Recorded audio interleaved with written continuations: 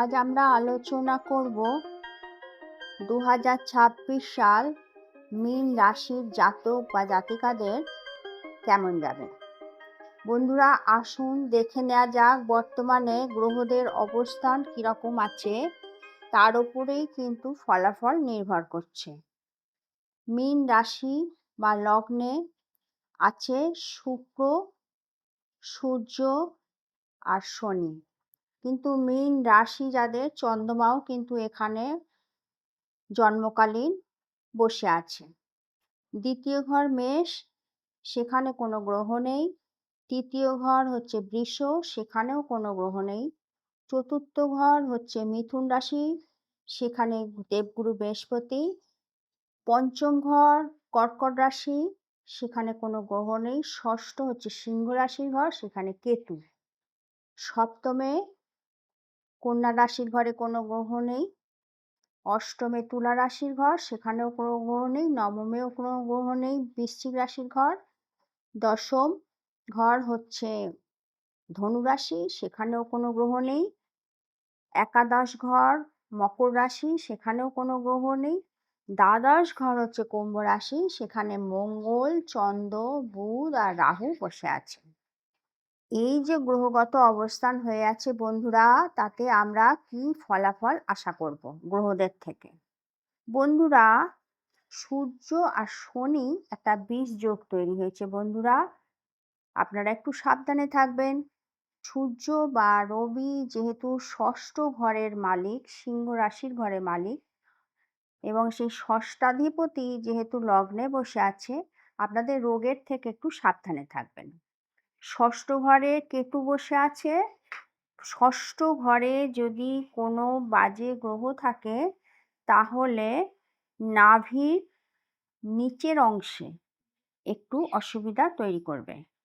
সুতরাং বন্ধুরা, নাভির নিচের অংশ হচ্ছে ষষ্ঠ ঘরের মালিক, স্বাধিষ্ঠান চক্র, যেখান থেকে আমরা ষষ্ঠ ঘর বোঝাই।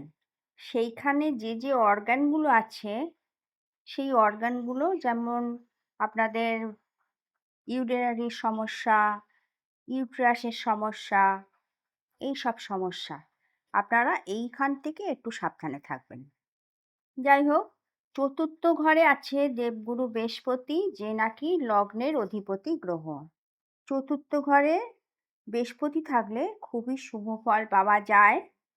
কিন্তু আপনাদের দেখতে হবে যে দ্বাদশ ঘরে কে বসে আছে, তার উপরে নির্ভর করবে চতুর্থ ঘরের বৃহস্পতি কিরকম ফল দেবে। দ্বাদশ ঘর নিয়ে আমি পরে আলোচনা করছি। দেবগুরু বৃহস্পতি চতুর্থে থাকলে বৃহস্পতি উচ্চস্থ ফল দেয়। সুতরাং আপনাদের বৃদ্ধিকারক গ্রহ, সমস্ত কিছু এক্সপেনশন করার গ্রহ, সেটি কিন্তু উচ্চ ফল দেওয়ার জন্য রেডি আছে। এরপরে আসা যাক, ষষ্ঠ ঘরে কেতু বসে আছে। কেতু কিরকম ফল দেবে? ষষ্ঠ ঘরে কেতু সাধারণত আমাদের কি দেয়? আমাদের কেতু হচ্ছে ধ্বজা। সমস্ত কাজে ধ্বজা কখন তোলা হয়? যখন আপনারা সাকসেস পাবেন কর্মে।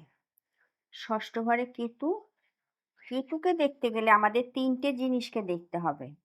কেতুর হচ্ছে তিনটে পা। একটা পা মঙ্গল, তার মানে মঙ্গল কেমন আছে।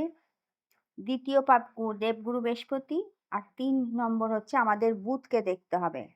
এই তিনটে গ্রহ যদি ভালো থাকে, তবেই কেতু কিন্তু শুভ ফল দেয়। আমি পরে বলছি যে বুধ কেমন আছে, দেবগুরু বৃহস্পতি তো বলেছি, আর মঙ্গল কেমন আছে। নেক্সট যখন আমি দ্বাদশ ঘরে যাব, তখন আপনারা বুঝতে পারবেন কেতু কেমন আছে। মঙ্গল আর বুধ যদি একসাথে থাকে, তাহলে শনি যেখানেই থাকুক না কেন, সে কিন্তু রাহু স্বভাবের হয়ে যায়। আর রাহু স্বভাবের শনি কিন্তু শুভ ফল দেয় না বন্ধুরা। সুতরাং আর বুধ দ্বাদশে বুদ্ধির হানি করায়। আপনারা বুদ্ধিটাকে একটু সাবধানে খরচা করবেন, কেননা বুদ্ধি এখানে কিন্তু দ্বাদশ ঘরে বুদ্ধির ওপরেই নির্ভর করছে আপনাদের পুরো চার্টটা। নেক্সট, রাহু এবং বুধ মিলে এখানে একটা বিভ্রান্তিকারক গ্রহ তৈরি হয়েছে, ভ্রম তৈরি হয়েছে, যেখানে বুধ আর রাহু মিলে আপনাদের ভুল পথে চালিত করবে। এখানে একটু সাবধানে থাকবেন। মঙ্গল যদি দ্বাদশে ঘরে রাহুকে চুপ করিয়ে দেয়, কিন্তু মঙ্গল আপনাদের কিরাম আছে সেটা কি করে জানবেন? যদি সান এবং স্যাটার্ন একসাথে থাকে, মঙ্গল অশুভ হয়ে যায়। সুতরাং এই ক্ষেত্রে যতক্ষণ সূর্য মীন রাশির ঘরে আছে, মঙ্গলের থেকে আপনারা ভালো সুযোগ সুবিধা পাবেন না।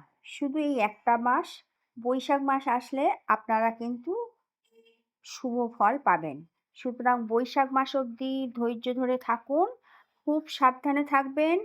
আপনাদের যদি বোন থাকে বা কোনো কন্যা থাকে, তাদেরকে একটু সাবধানে রাখবেন, কেননা বুধ দ্বাদশে অবস্থান করছে এবং বুধ শুভভাবে অবস্থান করছে না। এই ক্ষেত্রে একটু সাবধানে আপনারা বোনকে রাখবেন, আপনাদের ব্যবসা ক্ষেত্র রাখবেন, আপনারা কন্যাকে রাখবেন। বুধের দিকটা খেয়াল রাখবেন। বুধ ইন্ডিকেট করে বোন, কন্যা সন্তান, মাসি, পিসি এদেরকে। যাই হোক বন্ধুরা, এই একটা মাস, তারপরে কিন্তু সূর্য যখনই সরে যাবে, আপনারা আস্তে আস্তে বেটার সুযোগ সুবিধা পেয়ে যাবেন।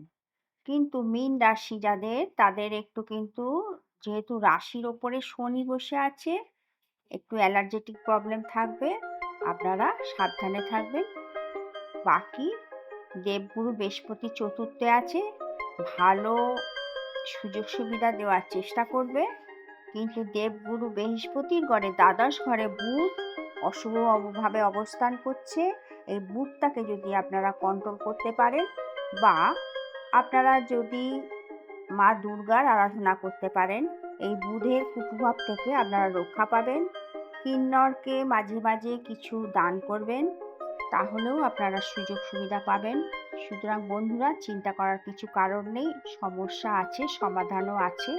একটু ধৈর্য ধরলে আস্তে আস্তে সব ঠিক হয়ে যাবে। থ্যাংক ইউ বন্ধুরা, ভালো থাকুন, সকলকে ভালো রাখুন, ধন্যবাদ।